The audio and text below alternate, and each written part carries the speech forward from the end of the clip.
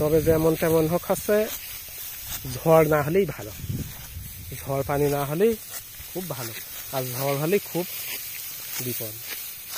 এই আপনারা তো আইছেন একবার না, মনে হয় 2-3 বছর আগে, বুঝলেন? 2-3 বছর আগে একবার এই ধান সব কাটা হয়ে গেল, যাওয়ার পরে মেম্বার বাজারে গিয়েছে, সেই যখন লোকের কথা শুনে চলে গিয়েছে, একটু পানি হয়ে বলেছে যে ওই জায়গাতে তোমরা টেনে তুলতে পারবা না, বানতে পারবা না, ঝাড়তে পারবা না।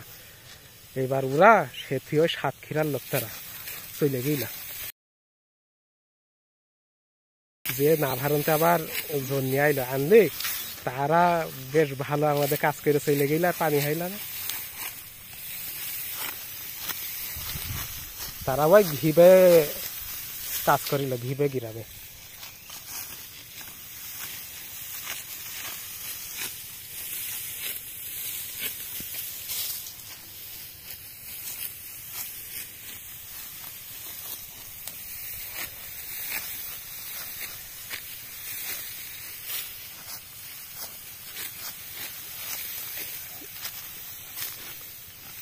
তবে যাই হোক, লোকের কথা শুনতে নেই, মালিকের সাথে নিজেরা মিট করে নেওয়া ভালো। তাই বলে একজনের সাথে কথা শুনে ওই রকম চলে যাওয়া মানে নিজেদেরই ক্ষতি।